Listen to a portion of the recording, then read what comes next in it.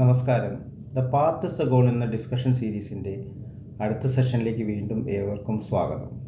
നമുക്ക് ആദ്യം മെഡിറ്റേഷൻ ചെയ്യാം. കണ്ണുകൾ അടച്ച് ശാന്തമായിരിക്കും. ഭൂമി മാതാവിനോടും സർവചരാചരങ്ങളോടും അന്തരീക്ഷത്തോടും കൃതജ്ഞത രേഖപ്പെടുത്തും. ഭൂമി മാതാവിൽ നിന്നുമുള്ള ഹീലിംഗ് എനർജി കാലുകളിലൂടെ പ്രവേശിച്ച് ശരീരം മുഴുവൻ വ്യാപിക്കുന്നതായും ശരീരത്തിലെ എല്ലാ ഭാഗങ്ങളെയും എല്ലാ കോശങ്ങളെയും റിലാക്സ് ചെയ്യാൻ സഹായിക്കുന്നതായും അനുഭവിക്കും.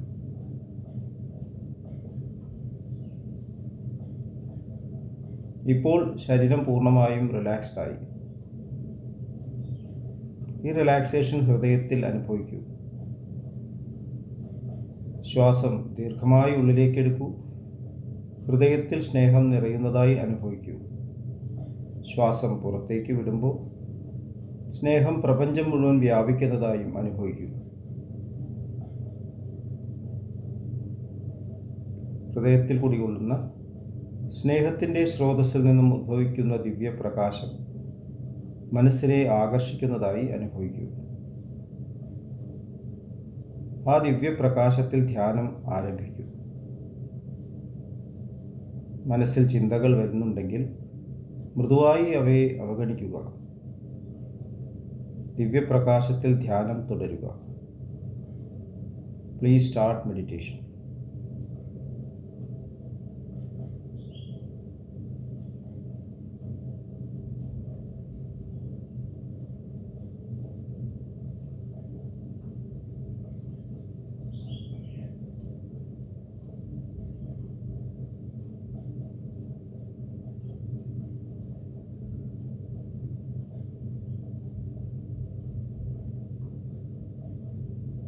ഓക്കെ, കണ്ടീഷൻ ഹൃദയത്തിൽ നിലനിർത്തി പതുക്കെ കണ്ണുകൾ തുറക്കൂ.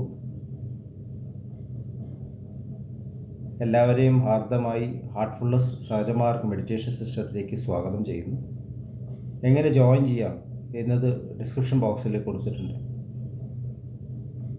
നമ്മുടെ ജീവിതത്തിൽ നമുക്ക് യഥാർത്ഥത്തിൽ ആവശ്യമുള്ളത് കുറച്ചും കൂടി റിഫൈൻഡ് ആയിട്ടുള്ള ഒരു പെർസെപ്ഷനാണ്, തിരിച്ചറിവാണ്. ദാജി പറയുന്നുണ്ട്, correct thinking, right understanding and honest approach to life. നമ്മുടെ സമീപനം മാറേണ്ട ആവശ്യമുണ്ട്. യഥാർത്ഥത്തിൽ ഇവിടെ ദുരിതങ്ങളാണോ? ആധ്യാത്മികതയിൽ നമ്മളെ പഠിപ്പിക്കുന്നത് ഈ ഭൗതിക ശരീരം നശ്വരമാണ്, ഇതിൽ നമ്മൾ ചെയ്യുന്ന കാര്യങ്ങളൊന്നും ശാശ്വതമല്ല. ഇതെല്ലാം റിനൗൺസ് ചെയ്യണം. ഇവിടെ ജീവിക്കുമ്പോൾ യജ്ഞഭാവത്തിൽ ജീവിക്കണം, ത്യാഗബോധത്തിൽ ജീവിക്കണം. അതായത് ഇവിടെ ചെയ്യുന്ന പ്രവൃത്തികൾക്കൊന്നും ഒരു നിലനിൽപ്പില്ല. ഇപ്പം ഈ ഇംപെർമനൻ്റ് ആയിട്ടുള്ള ടെമ്പററി ആയിട്ടുള്ള ഈ ലോകത്തിൽ നമ്മൾ എന്തിന് ജീവിക്കുന്നു എന്ന് കൂടി ചിന്തിച്ചു പോകും. കാരണം ഇവിടെ അല്ല ശരിക്കുള്ള ജീവിതം. സ്വർഗരാജ്യം വേറെ എവിടെയാണ്, ദിവ്യ സാമ്രാജ്യം വേറെ എവിടെയാണ്. അപ്പം ഇത്രയും മോശങ്ങൾ നിറഞ്ഞിട്ടുള്ള ഈ ലോകത്തിൻ്റെ അടിസ്ഥാനം എന്ന് പറഞ്ഞാൽ ഈശ്വരനാണ്. ഇനി അപ്പോൾ നന്മ അടിസ്ഥാനമായിട്ടുള്ള ഒരു പ്രപഞ്ചം എന്തുകൊണ്ടാണ് അതിൽ ഈ തരത്തിൽ ഒരു പാപക്കറ നമ്മൾ ചുമന്നുകൊണ്ടിരിക്കുന്നത്? ആദിപാപം. അവിടെയാണ് നമ്മുടെ ഏറ്റവും വലിയ തെറ്റ് എന്ന് എനിക്ക് തോന്നുന്നു. നമ്മൾ ദുഃഖത്തോടെ ജീവിച്ചു കഴിഞ്ഞാൽ എങ്ങനെയാണ് അൾട്ടിമേറ്റ് സുഖത്തിലെത്തിച്ചേരാൻ സാധിക്കുക? ചിന്തിക്കേണ്ട വിഷയമാണ്.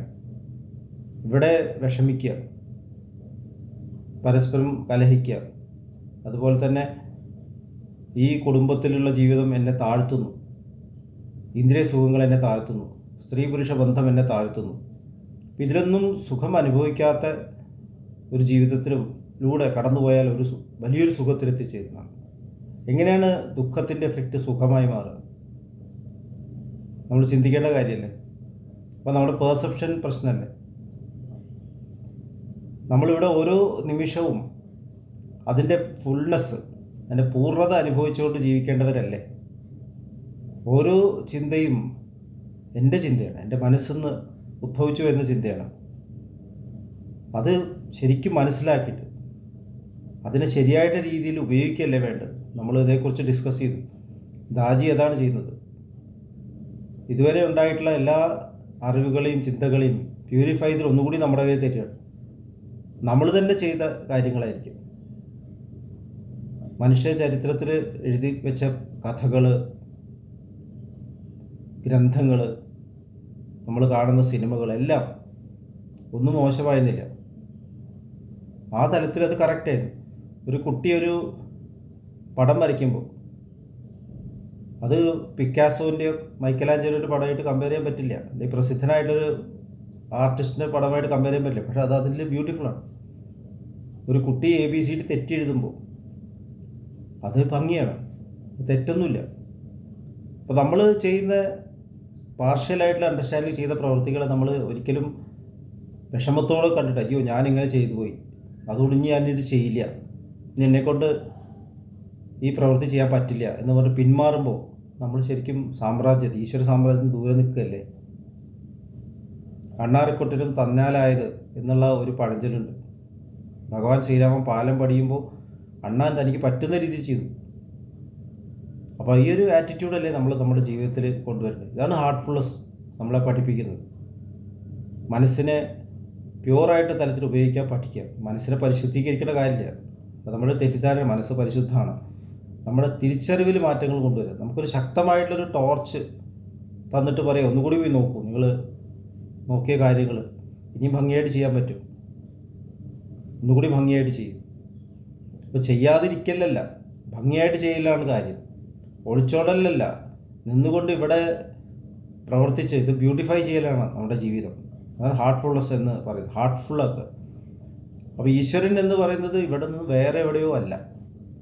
ഈ ജാഗ്രത അവസ്ഥയിൽ ഇരിക്കുന്ന ഈ ലോകം ഇതും ഈശ്വരൻ തന്നെയാണ്. സ്വപ്നാവസ്ഥയിൽ ഇരിക്കുന്നത് അത് ഈശ്വരൻ തന്നെയാണ്. നമ്മളുടെ തിരിച്ചറിവിലാണ് പ്രോബ്ലം ഉണ്ടായിരുന്നത്. ഇതിലാണ് നമ്മൾ വിദ്യാഭ്യാസം എന്ന് പറയുന്നത്. അറിവ് മാറിക്കൊണ്ടേയിരിക്കുന്നു. മുമ്പേ കാലത്ത് സയൻസിൽ പഠിപ്പിച്ച കാര്യങ്ങൾ ഇപ്പോഴും റിലവൻ്റാണ്. ന്യൂട്ടൺസ് ലോസ് ഓഫ് മോഷൻ ഇപ്പോഴും റിലവൻ്റാണ്. റിലേറ്റിവിറ്റി തിയറി വന്നതോട് കൂടിയിട്ട് ന്യൂട്ടൺസ് ലോ ഇല്ലാണ്ടേ ആവുന്നില്ല. അത് ആ ഡയമെൻഷനിൽ ശരിയാണ്. അതുപോലെ തന്നെ സ്പിരിച്വലായിട്ടുള്ള ഒരു അറിവ് നേടിയ ഒരാൾക്ക് മെറ്റീരിയൽ മോശമൊന്നുമല്ല. മെറ്റീരിയലുള്ള കാര്യം ഇമ്പോർട്ടൻ്റ് ആണ്. അത് ആ തലത്തിൽ ഇമ്പോർട്ടൻ്റ് ആണ്. ഇതൊക്കെ മായയാണ്. ഇതിനൊന്നും ഒരു പ്രാധാന്യമില്ല എന്ന് പറയാൻ പറ്റില്ല. ശരീരത്തിലൊരു അസുഖം വരുമ്പോൾ ഏറ്റവും ഉയർന്ന മാസ്റ്ററായാലും ഒരു ഹോസ്പിറ്റലിൽ പോയി ചികിത്സിക്കും. ശാസ്ത്രത്തെ ഉപയോഗിക്കാണ്ടിരിക്കാൻ പറ്റില്ല. അപ്പോൾ നമ്മൾ ഏത് ഡയമെൻഷനിൽ പെരുമാറുന്നു ആ ഡയമെൻഷനിൽ നമ്മൾ 100% പെർഫെക്ഷനിൽ പെരുമാറുക, തിരിച്ചറിവോട് പെരുമാറുക. അതിലാണ് ജീവിതത്തിൻ്റെ സന്തോഷം ഇരിക്കുന്നത്. ഒരിക്കലും നമ്മൾ ദുഃഖിക്കരുത്. ദുഃഖിക്കാനുള്ളതല്ല ഈ ലോകം, ഒളിച്ചോടാനുള്ളതല്ല ഈ ലോകം. നമുക്കൊരു രോഗം വരികയാണെങ്കിൽ റെസ്റ്റ് എടുക്കണം തീർച്ചയായിട്ടും. പക്ഷേ അയ്യോ എൻ്റെ ജീവിതം പോയി, ഇനി ഞാൻ എന്ത് ചെയ്യും എന്ന് വിചാരിച്ച് ദുഃഖിക്കാനല്ല, വേറെ വഴികൾ തുറന്നു വരും. അവിടെയും നമുക്ക് പ്രവർത്തിക്കാൻ പറ്റും. എത്രയോ വ്യക്തികൾ അവയവങ്ങൾക്ക് പ്രശ്നം ഉണ്ടായിട്ട് അവർ പിന്നെയും പ്രവർത്തിച്ചുകൊണ്ടേയിരിക്കുന്നു. അപ്പോൾ അത് വരുന്നത് എങ്ങനെയാണ്? ഓരോ നിമിഷവും അതിൻ്റെ ഫുൾനെസ്സിൽ ഉപയോഗിക്കുമ്പോൾ മാത്രമാണ്. രാവിലെ എണീറ്റ് കിടന്നുറങ്ങുന്നവരെ, പിന്നെ ഉറങ്ങിയിട്ട് എണീക്കുന്നവരെ, എല്ലാ നിമിഷവും അതിൻ്റെ പൂർണ്ണതയിൽ അത് ഫുൾഫിൽ ചെയ്തുകൊണ്ട് ജീവിക്കുക. എന്തെങ്കിലും അനുഭവിക്കേണ്ടത് പൂർണ്ണമായിട്ട് അനുഭവിക്കുക. അടുത്ത നിമിഷത്തിലേക്ക് കൂടുതൽ തയ്യാറെടുപ്പോട് കൂടിയിട്ട് മുന്നോട്ട് വരിക. ഇവിടെയാണ് ഹാർട്ട്ഫുൾനെസ് പ്രവർത്തിക്കുന്നത്. ഇത്രയും പറഞ്ഞുകൊണ്ട് ഇന്നത്തെ ഡിസ്കഷൻ ഇവിടെ അവസാനിപ്പിക്കാം. അടുത്ത സെഷൻ വരെ വിട വാങ്ങുന്നു. നന്ദി, നമസ്കാരം.